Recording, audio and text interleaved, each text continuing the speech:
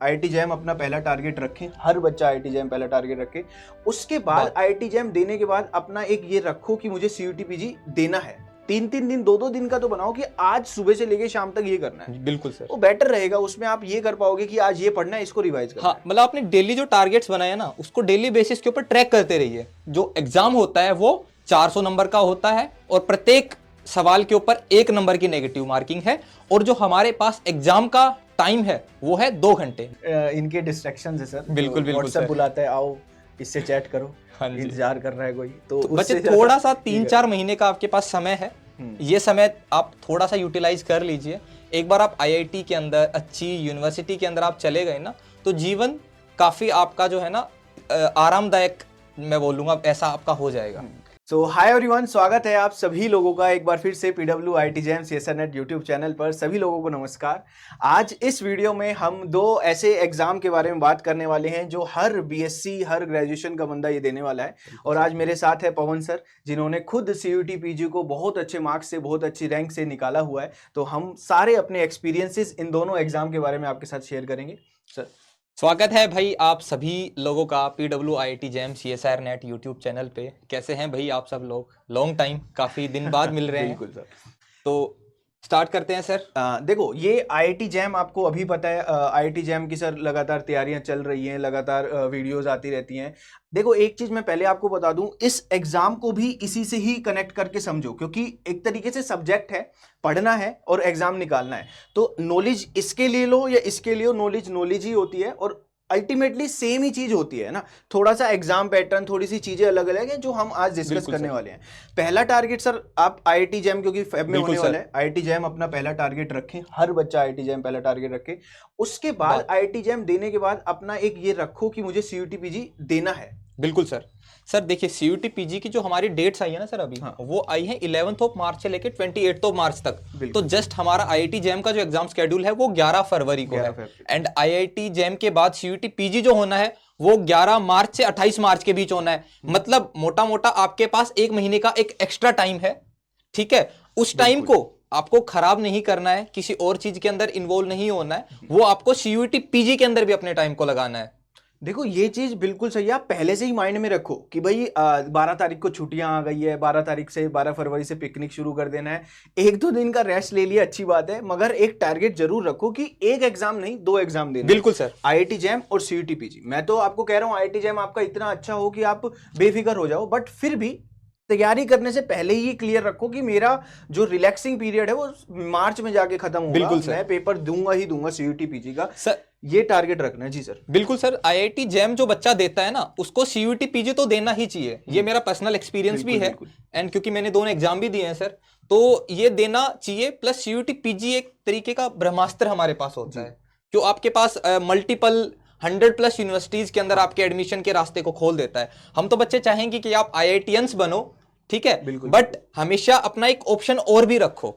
ठीक है, ये बहुत सही बात है, क्योंकि ये सर बहुत सारे ऑप्शंस दे रहा है हमें। ये आईआईटी जैम आईआईटीज दे रहा है, आईसर दे रहा है, एनआईटीज दे रहा है, बट फिर भी कुछ लिमिटेड सीट्स ही हम मानते हैं, एक लिमिटेड रैंक्स हम मानते हैं ना। बट फिर भी उसके बाद अदर, ऐसा नहीं है कि इस एग्जाम में इतनी जानी मानी, कुछ लोग तो ऐसे भी सर मैंने अपने क्लासमेट देखे हैं जिन्होंने आईआईटी छोड़कर प्रेफर किया है। बिल्कुल सर। दिल्ली यूनिवर्सिटी गए हैं, बीएचयू गए हैं, वो पर्सनल चॉइस होती है, सबकी अपनी अपनी चॉइसेस है। तो इसमें आपको वो जानी मानी यूनिवर्सिटीज मिलने वाली है, तो इस एग्जाम को पहले से ही क्लियर करके रखो कि ये भी हमें एग्जाम देना है। बिल्कुल सर। इसके अंदर काफी सारी अच्छी अच्छी यूनिवर्सिटीज, हमारी जवाहरलाल नेहरू यूनिवर्सिटी जेएनयू, जो कि एक बड़ा नामी इंस्टीट्यूट है सर, अंतरराष्ट्रीय स्तर पे जिसके बारे में लोग जानते हैं, वो university. Delhi university like multiple students की मतलब फर्स्ट प्रेफरेंस होती है कि मुझे दिल्ली यूनिवर्सिटी से सर अपनी एमएससी करनी है, अपनी पोस्ट ग्रेजुएशन करनी है। बनारस हिंदू यूनिवर्सिटी, बनारस हिंदू, क्योंकि हमारे देश की सर टॉप 5 यूनिवर्सिटीज के अंदर जो एक यूनिवर्सिटी आती है। एचसीयू भी, हैदराबाद सेंट्रल यूनिवर्सिटी सर, वो भी जामिया मिलिया, वो जामिया पोंडिचेरी यूनिवर्सिटी हमारे पास होती है। इसके अलावा अलीगढ़ मुस्लिम यूनिवर्सिटी हमारे पास होती है। इसके अलावा भी मेनी सेंट्रल यूनिवर्सिटीज हैं, central university of Rajasthan, central university of Punjab, Haryana, Tamil Nadu. इसके अलावा भी मल्टीपल यूनिवर्सिटीज भी अब आपके पास होती हैं। मतलब देखो, ये एग्जाम ऐसा है कि कहीं ना कहीं आपको चीजें जरूर दिलाएगा। सबसे बड़ी बात ये होता है कि मैं तो ये हमेशा ही मानता हूँ, आप एग्जाम को तैयारी करने के साथ साथ ना पूरे सब्जेक्ट में कॉन्फिडेंट हो जाते हो। देखो आप किसी चीज में मास्टर्स करने वाले हो, आगे जाके आपसे मास्टर्स के बाद भी आप कुछ करोगे तो आपकी सब्जेक्ट में ऐसी कमांड तो होनी चाहिए कि आपको खुद कॉन्फिडेंस आए कि हाँ भाई चलते फिरते कभी किसी ने कुछ सब्जेक्ट से रिलेटेड पूछ लिया ना तो मुझे घबराहट नहीं होगी, मैं सब्जेक्ट से रिलेटेड बात कर पाऊंगा। और ये तब हो पाता है जब आप किसी एक एग्जाम की तैयारी करते हो। तो कॉम्पिटिटिव एग्जाम की तैयारी करना भैया बहुत ज्यादा जरूरी है। ये दोनों एग्जाम हैं, दोनों साथ साथ हैं, दो आपके टारगेट होने चाहिए। इनके बारे में सारी सर डिटेल्स बिल्कुल बात करेंगे सर। और सर अच्छी बात है कि दोनों में सिलेबस में भी डिफरेंस नहीं है। हाँ बिल्कुल, क्योंकि दोनों ही एग्जाम अंडर ग्रेजुएट के बाद आपके होते हैं। तो सिलेबस भी आपका पूरा बीएससी वाला ही इसके अंदर रहता है। तो आप एक एग्जाम की तैयारी करिए बट दो एग्जाम्स अटेम्प्ट करिए।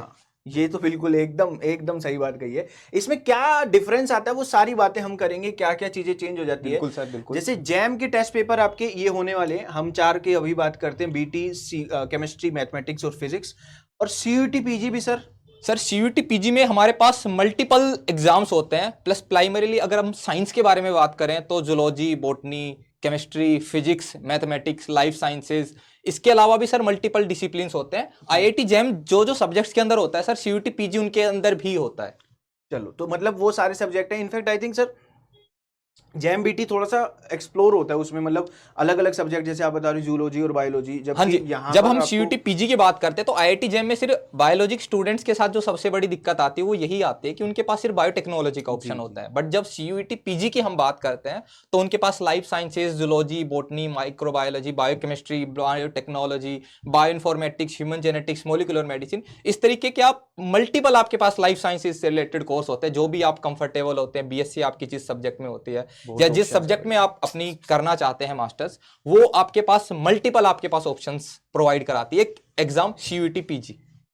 अपने में केमिस्ट्री होता है, केमिस्ट्री सिर्फ बिल्कुल सर, ये होता है। मैंने ये देखा था, एक बायो का कोई फ्रेंड था, उन्होंने कहा कि जैम से ज्यादा हमें सीयूटी बिल्कुल सर वो पढ़ता है। बिल्कुल बिल्कुल सर।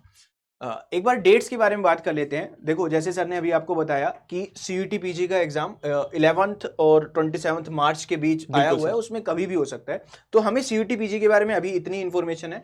जैम के बारे में आपका कंप्लीटली आ चुका है कि 5 सितंबर से स्टार्ट हो रहे हैं। और आई थिंक आपने फॉर्म भर दिया हो, अक्टूबर 13 थी इसकी लास्ट डेट, ठीक है। और जनवरी 8 को एडमिट कार्ड, फरवरी 11 को एग्जाम, मार्च 22 को आपका रिजल्ट आने वाला है। और इसके जो टाइमिंग है वो इस तरीके से है, केमिस्ट्री, जूलॉजी, मैथमेटिक्स का सुबह, एंड देन आफ्टरनून में आपका BT, economics, mathematical science and physics का होने वाला है।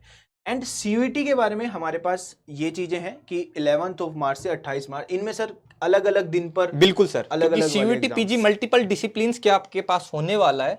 तो एग्जाम डेट्स अभी स्पेसिफाइड नहीं है, एप्लीकेशन फॉर्म भी अभी अवेटिंग है। तो वो कुछ टाइम बाद हमारे थ्रू आपको इन्फॉर्मेशन मिल जाएगी, तो आप जुड़े रहिए। हाँ, मतलब ये ना कि इसमें कई सारे एग्जाम्स हैं, तो किसी भी दिन पर पढ़ सकता है आपका। जैसे केमिस्ट्री का किसी दिन हो सकता है, बिल्कुल सर। बायो में सर ने बताया इतने सारे एग्जाम्स हैं, तो वो किसी भी दिन, मतलब कहने का सार ये है कि आपका 11 फेब खत्म होगा एंड देन पूरा एक महीना है। बिल्कुल सर। किसी को ज्यादा भी पढ़ सकता है, लेट्स सपोज किसी का 27 मार्च, जितना ज्यादा टाइम मिलेगा सर उतना अच्छा है। कि जैम में मान के चलिए कि कुछ बच्चे ऐसे भी होंगे कि कुछ मिस्टेक उनकी हो गई होंगी कि किसी वजह से पेपर अच्छा नहीं हुआ, ये तो ठीक है, बिल्कुल सही बात उसके पास ऑप्शन रहेगा, एक एक्स्ट्रा ऑप्शन। चलिए भाई, तो ये आपको कुल मिला के एक महीना मिलने वाला है जैम और सीयूटी के बीच में। तो उस महीने में पिकनिक बनाओ, पार्टी वार्टी करो, बट पढ़ाई जरूर करो। पढ़ाई मार्च के बाद कर लेना यार, है ना, मार्च के बाद कर लेना।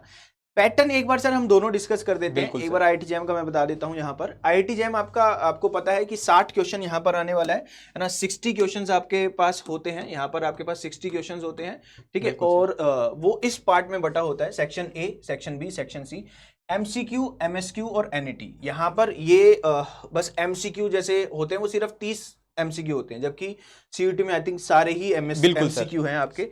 इसमें ये दो पार्ट होते हैं, है ना, मतलब 30 क्वेश्चन, ये भी ध्यान रखना होता है। एनईटी न्यूमेरिकल आंसर टाइप, मतलब अगर ये फिजिकल केमिस्ट्री हम बात करें या फिर कोई भी अलग अलग सब्जेक्ट है, उसमें फिजिकल अप्रोच, जैसे फिजिक्स में तो न्यूमेरिकल्स अप्रोच बेसिकली यहाँ पर ज्यादा देखते हैं। एक बॉक्स मिलेगा, उसमें आंसर करना होता है। सबसे बड़ी बात है, इनमें कोई नेगेटिव मार्किंग नहीं है, ठीक है। तो आपका 50 नंबर का ये बैठता है, 50 नंबर का ये बैठता है, ठीक है। 25 के आसपास कट ऑफ जाती है, 25, 20, 22 ये लगा लो कट ऑफ होती है आईटी जैम में लगभग हर सब्जेक्ट की, ठीक है। और आपको एक बहुत शानदार रैंक स्कोर करनी है तो आप अपने आप को 55 प्लस रखोगे तो सेफ साइड रहती है, ठीक है। तो ये एग्जाम पैटर्न को जरूर देख लेना। यहाँ पर जो मतलब इन दोनों में अभी जो सबसे अंतर बताने वाले हैं वो ये है, जो बेसिक जो डिफरेंस है ना, जो बेसिक डिफरेंस इन दोनों एग्जाम में है, जो इनको अलग बनाता है वो आई थिंक सर समय जो है। बिल्कुल इसमें आपके पास 3 घंटे हैं भाई, है ना, 3 घंटे हैं और 60 क्वेश्चन है। अभी आप सीयूटी पीजी के बारे में जानोगे उसमें कितने घंटे और कितने क्वेश्चन है। बिल्कुल सर, जब सीयूटी पीजी के बारे में हम बात करते हैं तो सीयूटी पीजी का एग्जाम 2 सेक्शंस के अंदर डिवाइड होता है, section A and section B. जब सेक्शन ए के बारे में सर हम बात करते हैं तो हमारे पास होते हैं टोटल 25 क्वेश्चंस। तो एक क्वेश्चन जो होता है उसके पास होता है 4 मार्क्स का वेटेज। तो जब भी आप एक क्वेश्चन करेक्ट करते हो आपको 4 नंबर मिलता है, नेगेटिव आपको 1 नंबर मिलता है, मतलब 0.25 आपको यहाँ पे नेगेटिव मार्किंग देखने को मिलेगी।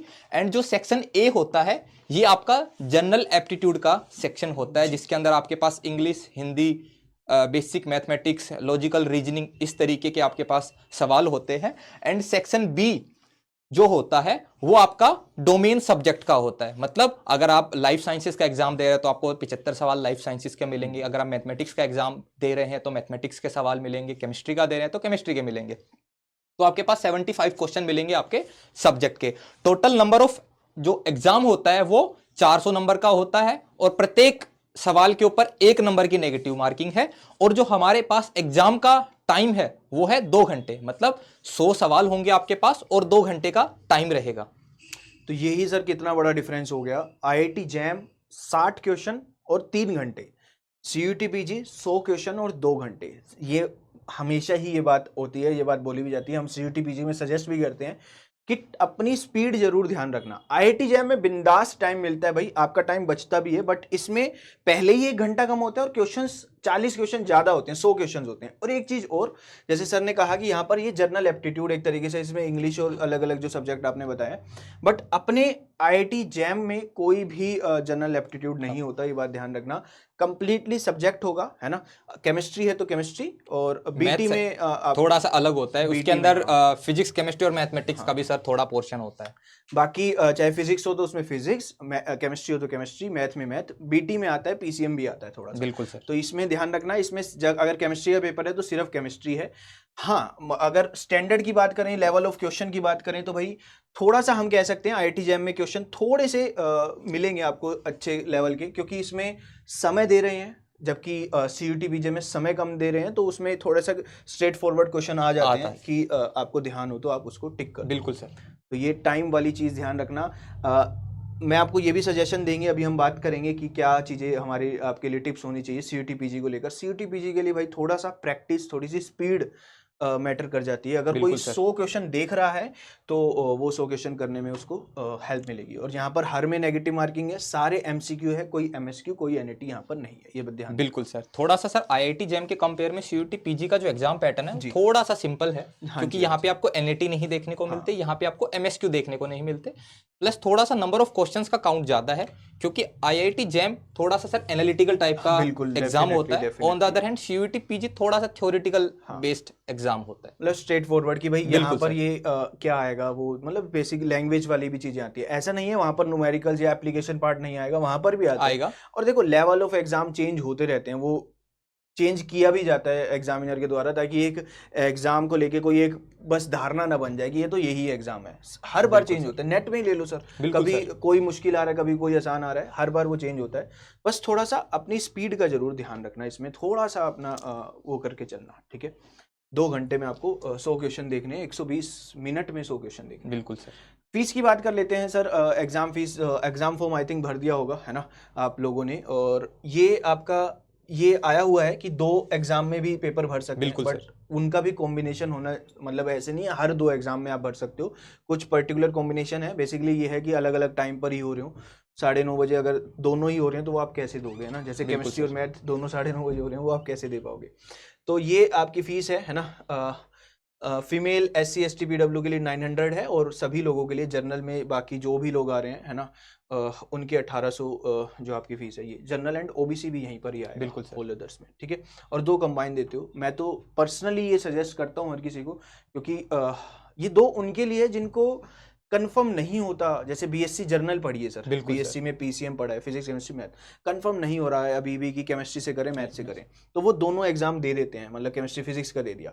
बट मैं आपको सजेस्ट करूंगा कि भाई तैयारी ही तब हो पाएगी जब आप कंफर्म हो जाओगे कि मुझे केमिस्ट्री में आगे जाना है, क्योंकि ऐसा चलता फिरता एग्जाम नहीं है भाई, बैठ के इसमें पढ़ना है बहुत सारा। तो एक पेपर लो, अच्छे से करो, 2-2 नाव में पैर मत रखो, बिल्कुल सर, आराम से बिंदास जाके काम करो। ये सर CUT PG का है एग्जाम फीस।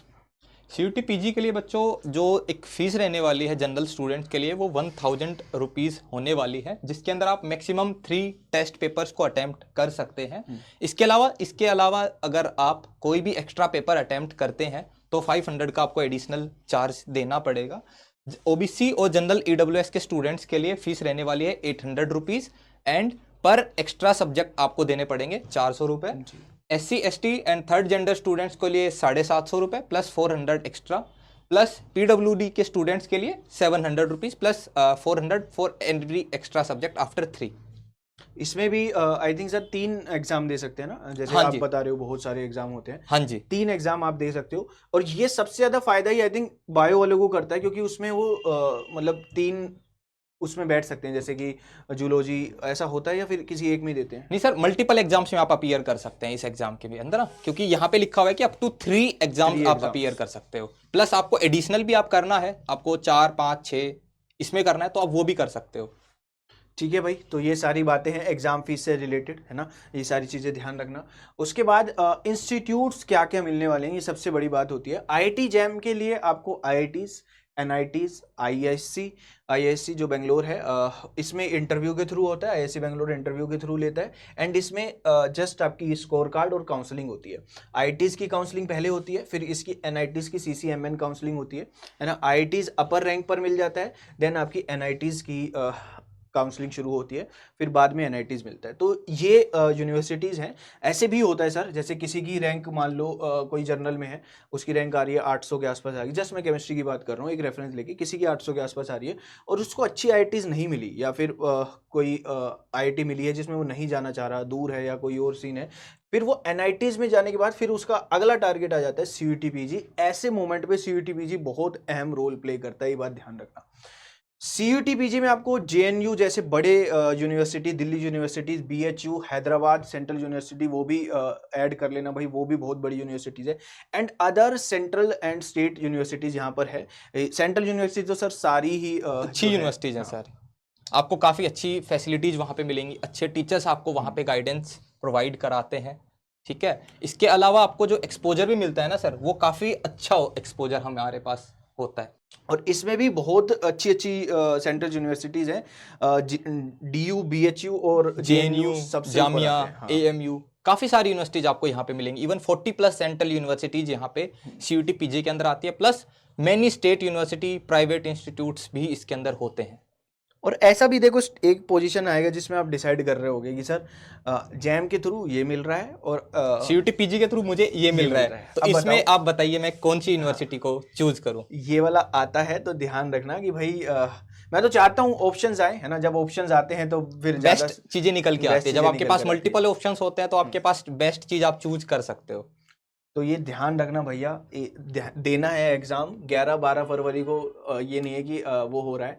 अब क्या क्या टिप्स हैं, पहले ये थोड़ी सी एक बार बात कर लेते हैं ना। बिल्कुल सर। पहली तो सबसे पहली बात है कि आपको अपना सिलेबस पे फोकस करना है ना। लगभग ये ध्यान रखना, सिलेबस सर ऑलमोस्ट सेम ही है। अभी अलग मत पढ़ना शुरू करो कि CUT PG का ये जरूरी है, इसके लिए अलग ये शुरू कर देता हूँ, IIT जैम के लिए ये है, नहीं भाई, सिलेबस ऑलमोस्ट सेम है। अभी पूरा फोकस IIT जैम रखो। जिसने अभी तक IIT जैम की शुरुआत नहीं की है, वो सिर्फ CUT PG ही देना चाहता है तो अलग बात है, मगर सिलेबस सेम ही है। IIT जैम पे पहले फोकस करो। बिल्कुल सर, ठीक है।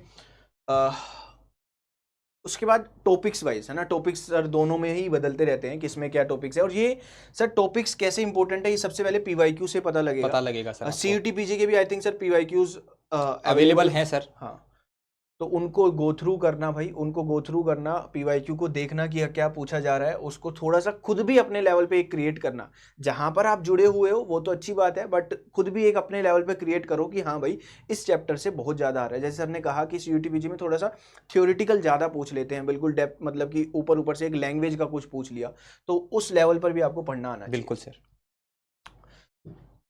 ठीक है भाई, आगे चलते हैं।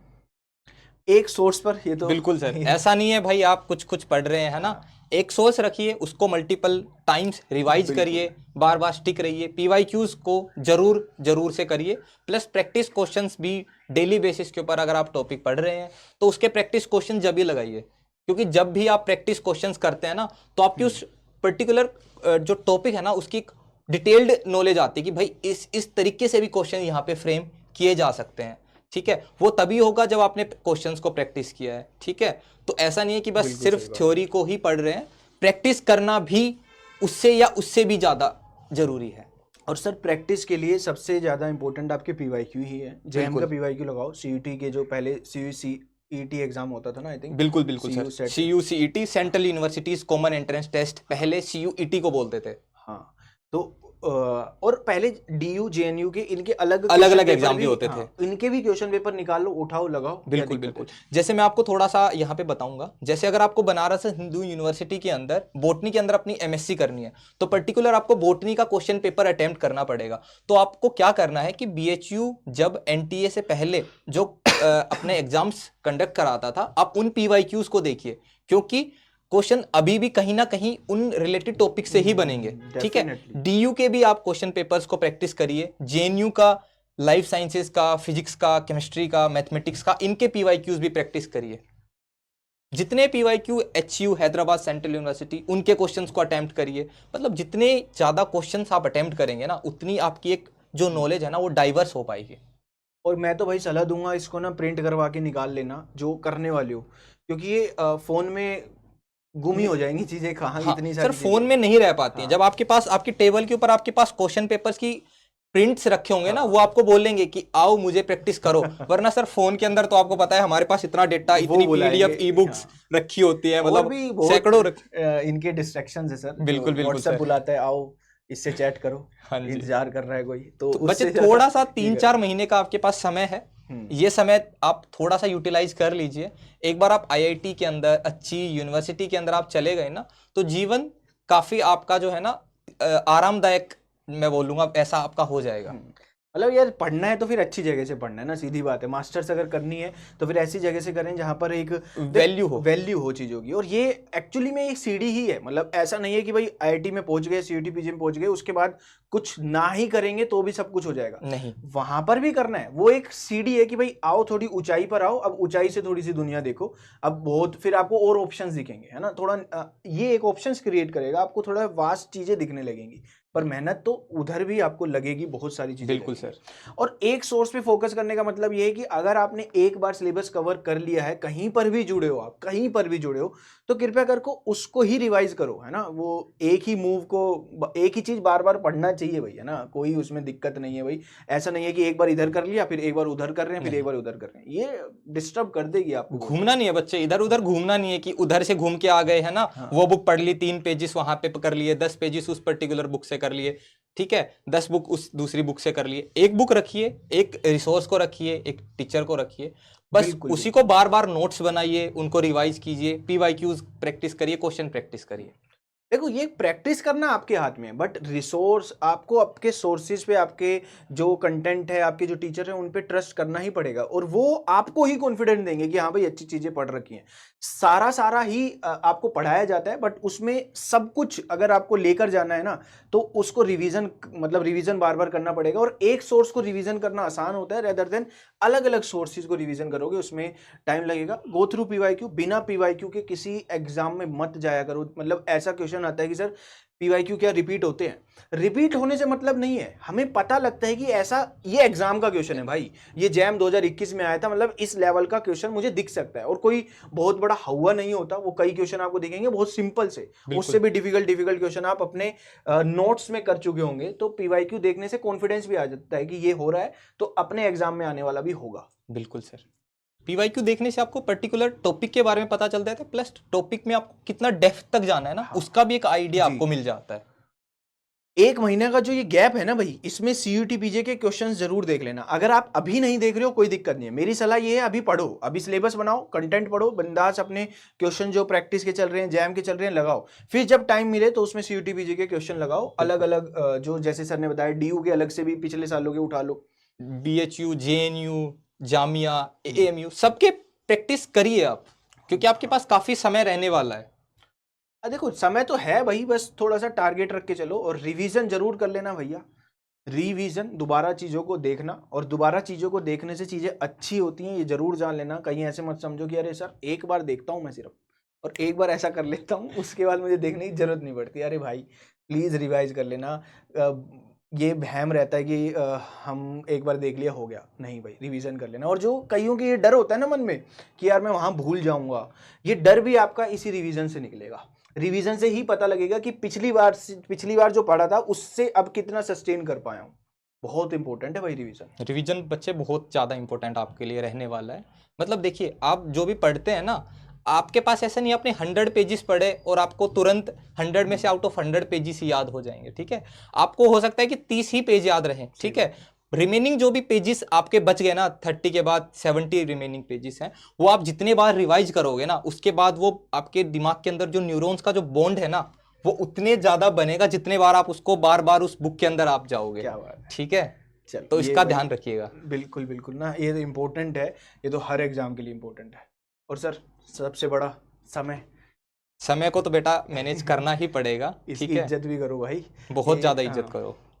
देखो लगता है कि 24 घंटे होता है, कई बार मेरे साथ भी होता है यार आज का दिन तो पता ही नहीं लगा कहाँ चला गया। मगर 24 घंटे अगर प्लान करके किए जाए ना तो एक एक घंटा बहुत प्रोडक्टिव निकल के चलता है। तो मैं ये नहीं कह रहा कि एक महीने का प्लान बना लो, ऐसे कभी फॉलो नहीं होता भाई, है ना। ये फिल्मों में ही बढ़िया लगता है कि एक महीने का बना लिया, वो बड़ा मुश्किल हो जाता है भाई, है ना। तो एक एक दिन का तो बनाओ, 3-3 दिन 2-2 दिन का तो बनाओ कि आज सुबह से लेके शाम तक ये करना है। बिल्कुल सर, वो बेटर रहेगा, उसमें आप ये कर पाओगे कि आज ये पढ़ना है, इसको रिवाइज करना। हाँ, मतलब आपने डेली जो टारगेट्स बनाए ना, उसको डेली बेसिस के ऊपर ट्रैक करते रहिए, ठीक है। कि ये मेरा टारगेट था, मेरे को 15 पेजेस पढ़ने थे, इस टॉपिक को कंप्लीट करना था, वो कंप्लीट कर लीजिए। आपका ये समझिए कि आपने जिस दिन ये कर लिया ना, आप ये समझिए आप 2 महीने, आप चाहे 1 साल का टारगेट बना लोगे ना, वो नहीं चलेगा। आपको डेली बेसिस के ऊपर टारगेट को ध्यान रखना है। भाई सर हमारे बहुत ज़बरदस्त मैनेज करते हैं चीज़ों को, है ना। हमारी चीज़ों को, हमारी पूरी कैटेगरी की चीज़ों को सर बहुत ज़बरदस्त तरीके से मैनेज करते हैं। तो ये जरूर ध्यान रखना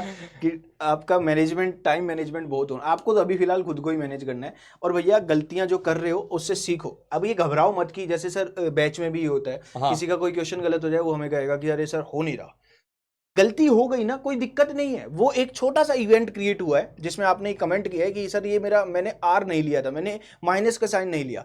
अगर वो क्वेश्चन जब भी आपके सामने दोबारा आएगा ना, तो वो छोटा सा इवेंट आपको याद आएगा कि अच्छा हाँ, एक चलती क्लास में मैंने ये गलती हुई थी, तेज सर ने ये कहा था, मैंने एक कमेंट किया था। तो गलती जब होती है तो वो एक कुछ क्रिएट होती है, एक छोटी सी कुछ सेकंड का एक इवेंट क्रिएट होता है, और वो दोबारा कभी नहीं होती है। बिल्कुल, अनेकों गलतियां होगी भाई, अनेकों गलतियां होगी, बिंदास गलतियां होगी, बहुत सारी छोटी मोटी एग्जाम में गलती होती है। अभी हम अपनी बताने बैठेंगे तो पता नहीं कितनी गलतियां हुई है। तो उससे डरो मत, हाँ उससे सीख लो, अगली बार ना हो। बिल्कुल।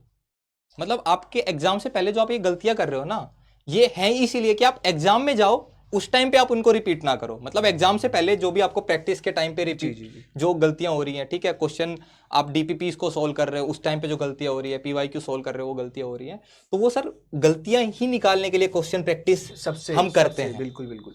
मतलब ये टेस्ट जो भी मतलब ये कोई भी बड़ा मैच खेलने जा रहा है, वर्ल्ड कप चल रहा है भाई, है सीधा वर्ल्ड कप में तो आया नहीं भाई, घर पे सो रहा था, आ गया भाई, चल भाई आज बैटिंग होगी। पहले भाई करते हैं, बहुत सारी अपनी देखते हैं कि एल्बो ऊंची हो रही है, शॉट सही नहीं लग रहा है, सब करते हैं। तो प्लीज गलतियां से घबराओ मत, जितनी ज्यादा प्रैक्टिस करोगे उतनी, भाई 1000 गलतियां मान लो आपको आती है, आपकी कैपेसिटी है, मैं 1000 गलतियां कर सकता हूँ। अगर यहाँ पर कर ली तो एग्जाम में तो नहीं होगी, वो एग्जाम में नई जरूर होगी, हाँ नई जरूर होगी भाई, लेकिन जो पुरानी है उनको रिपीट मत करना। और ये सोचो भी मत कि एग्जाम में क्या गलतियां होने वाली है, वो हर किसी के पास हुई है, हर टॉपर के साथ भी होती है। तो भैया ये सारी बातें थी हमारी तरफ से। हम आपको ये जरूर संदेश देना चाहते थे इस वीडियो से कि भैया तैयारी एक है मगर एग्ज़ाम दो है। पहले ये वाला स्टेप, फिर इधर थोड़ा सा एक ब्रेक आएगा, उस ब्रेक को यूटिलाइज करना है, फिर दूसरा आपका दिन आएगा जिसमें आपका ये CUET PG का एग्ज़ाम होगा। फिर जिससे जो मिले उसमें बेस्ट सेलेक्ट करेंगे कि सर ये मिला है अब क्या करें, फिर उसमें जो मिलेगा वहाँ पर जाएंगे। ये रहेगी पूरी स्कीम। तैयारी लगभग सेम है, सब कुछ सेम है, पैटर्न वगैरह जो चीज़ें हैं जैसे वो थोड़ी बहुत अलग है। सिलेबस आपका सेम है, आप देखिए मत, आपको पूरा पढ़ना है, जो भी टॉपिक्स हैं सिलेबस है उसको कवर करना है, कंप्लीट करना है, रिवाइज करना है, क्वेश्चंस को प्रैक्टिस करना है। उसके बाद की चीजें जो हैं वो आप भगवान के ऊपर छोड़ दीजिए। बस अपने एंड पे पूरी की पूरी आप कोशिश कीजिए, ट्राई कीजिए कि आपने अगर BSc के अंदर अच्छे से पढ़ाई कर ली है ना, आइदर फॉर CUET PG और आइदर फॉर IIT JAM, आपको गेट के अंदर हेल्प होने वाली है उस चीज के अंदर। पहली बात, ठीक है, CSR नेट का आपको एग्जाम देना होता है, ठीक है, क्योंकि आप मास्टर्स के अंदर जाओगे तो उस टाइम पे आपको सर CSR नेट भी अटेम्प्ट करना होता है बच्चों को, ठीक है। तो वो दोनों एग्जाम्स के अंदर भी आपकी जो ये तैयारी है ना, आपको उस टाइम पे बिल्कुल नई तैयारी स्टार्ट नहीं करनी है, बस इसी तैयारी को और रिफाइन है ना, और ज्यादा पॉलिश करते हुए चले जाना है, ठीक है। चलिए जी, तो पहला टारगेट अभी 11 फरवरी है, उसके बाद उस दूसरा जो ड्यूरेशन आएगा उसमें भी बातचीत जरूर करेंगे, वीडियो लेकर आएंगे कि भाई उस ड्यूरेशन में क्या पढ़ना है क्या नहीं पढ़ना, फिर उस ड्यूरेशन में अपना CUET PG को कैसे टारगेट किया जाएगा वो करेंगे, वो डिस्कस करेंगे। चलिए, थैंक यू सो मच, धन्यवाद, थैंक यू सो मच, अपना ध्यान रखिए।